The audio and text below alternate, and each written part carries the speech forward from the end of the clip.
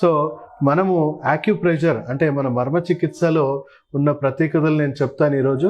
So కొన్ని pressure points ఉన్నాయి. ఆ ప్రెషర్ పాయింట్స్ని మీరు సింపుల్గా యాక్టివేట్ చేసుకోవడానికి నేను మీకు కొన్ని టిప్స్ చెప్తాను. సో మన శరీరంలో మన గుండెకి సంబంధించిన నాడి ఇలా అని ఫ్లో అవుతూ ఉంటుంది. సో మన గుండెకి దగ్గరలో ఉన్న నాడులన్నీ కూడా ఇది చాలా ఇంపార్టెంట్ నాడి, హార్ట్ మెరిడియన్ అని కూడా అంటారు. సో ఈ హార్ట్ మెరిడియన్ని ఈ ప్రెషర్ పాయింట్స్ని యాక్టివేట్ చేసుకోవడానికి, అంటే ఇవి చేయడం వల్ల ఏమవుతుందంటే గుండెలో ఉన్న ఎనర్జీ బ్లాక్స్ ఎప్పటికప్పుడు మనకి రిలీజ్ అయిపోయి మనకి గుండె అనేది రక్త ప్రసరణ కానీ ఎనర్జీ సర్క్యులేషన్ అనేది ఎప్పుడు కూడా ప్రవాహం అనేది ఫ్రీగా ఉంటుంది. సో దాన్ని మీరు రోజువారీగా యాక్టివేట్ చేసుకోవడానికి మీకు కొన్ని నేను చూపిస్తాను, చిట్కాలు చూపిస్తాను. సో ఇక్కడ నుంచి నాడీ ఫ్లో అవుతుంది కాబట్టి మీరు రోజు ఇలా ట్యాప్ చేసుకోండి. ఫస్ట్ ఇలా ట్యాప్ చేసుకోండి. సో సెకండ్ స్టెప్ వచ్చేసి ఇక్కడ ఈ నాడులని ట్యాప్ చేయండి. అలాగే రెండు వైపులో కూడా ఇలా ట్యాప్ చేసుకోండి. నెక్స్ట్ మీ ఈ భాగంలో, సంఖ భాగంలో కూడా ఇక్కడ నుంచి డైరెక్ట్ గుండెకి చాలా రక్త ప్రసరణ అనేది చాలా మెరుగుపడుతుంది. సో ఎనర్జీ ఫ్లో అనేది అంతటా ఉంటుంది కాబట్టి ఇక్కడ కూడా దీని ఆపోజిట్ సైడ్ కూడా మనం చేసుకోవాలి. ఎందుకంటే ఈవెన్ అంటే లేడీస్కి కొంచెం సెంటర్లో ఉంటుంది గుండె. సో ఎక్కువగా వాళ్ళకి రెండు వైపులా చేసుకుంటే ఇంకా మంచిది. సో అలా మీరు పూర్తిగా రోజు మార్నింగ్ ఒక 5 to 10 minutes ఈ విధంగా ఈ ట్యాపింగ్ థెరపీ అనేది చేసుకోవడం వల్ల శరీరంలో ఉన్న నాడులు ఎప్పటికప్పుడు బ్లాకేజెస్ అనేవి, ఎనర్జీ బ్లాక్స్ అనేవి ఫ్రీ అవుతూ ఉంటాయి. దానివల్ల గుండె జబ్బు ఎవరికైనా ఉన్నా వాళ్ళకి మెల్లిమెల్లిగా అది రివర్స్ అవ్వడం అనేది జరుగుతుంది.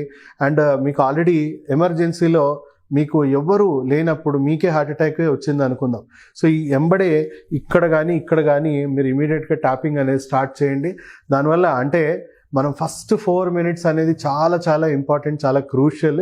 సో మీరు అంబులెన్స్ వచ్చేలోపు లేదా హాస్పిటల్కి వెళ్ళే ముందే మీరు ఈ ట్యాపింగ్ అనేది స్టార్ట్ చేశారనుకోండి, అవుట్ ఆఫ్ 10, 8 జనాలకి వాళ్ళకు హాస్పిటల్ పోకముందే వాళ్ళకి హార్ట్ అటాక్ నుంచి ఇమీడియట్గా ఉపశమనం అనేది పొందుతుంది. హార్ట్ పంపింగ్ అనేది మళ్ళీ నార్మల్సీకి రిస్టోర్ అయ్యి మళ్ళీ నార్మల్ సర్క్యులేషన్ అనేది రిస్టోర్ అయ్యే అవకాశం ఉంది.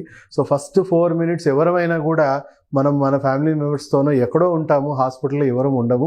సో హాస్పిటల్ చేరేలోపు ఇది ఒక రకంగా దీన్ని మనం పాటిస్తే మీకు వచ్చిన హార్ట్ అటాక్ నుంచి కూడా మీరు నివారించుకోవచ్చు. అండ్ రెగ్యులర్గా ఇది పాటిస్తే prevention is better than cure అంటారు కదా.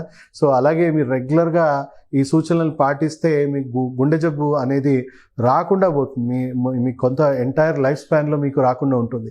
సో ఎవరికైతే వంశపారంపర్యంగా తల్లిదండ్రులు ఎవరైనా గుండె జబ్బులతో చనిపోయిన వాళ్ళు దయచేసి దీన్ని చాలా చాలా సీరియస్గా పాటించండి. ఎందుకంటే జెనెటికల్గా మీకు ఈ డిఫెక్ట్స్ వచ్చే అవకాశం ఉంటుంది కాబట్టి మీరు ఇవి పాటించడం వల్ల మీకు వచ్చే అవకాశాలు దాదాపు 100లో 90% తగ్గిపోతుంది. సో దయచేసి ఈ వీడియో ప్రతి ఒక్కరికి షేర్ చేయండి, ప్రతి ఒక్కరికి అవగాహన కలిగించండి.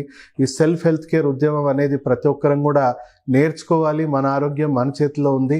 సో డాక్టర్స్ అనేది ఎమర్జెన్సీలో విషంతోనైనా ప్రాణాన్ని కాపాడాల్సిన పరిస్థితి వచ్చినప్పుడు వాళ్ళు మీకు ఉపయోగపడతారు. కానీ మీరు ఆరోగ్యంగా ఉంటే అలాంటి పరిస్థితే మీకు రాకుండా ఉంటుంది. కాబట్టి అందరూ కూడా ఈ సెల్ఫ్ హెల్త్ కేర్ అనేది నేర్చుకోవాలని మేము behalf of public health care council మీ అందరికీ అప్పీల్ చేస్తున్నాం.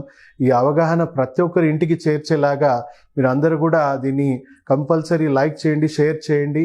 అండ్ ప్రతి ఒక్కరికి ఈ వీడియోని షేర్ చేసేలాగా మీ వంతు బాధ్యతగా తీసుకోవాలని కోరుకుంటూ సెలవు తీసుకుంటూ మీ డాక్టర్ సాగర్.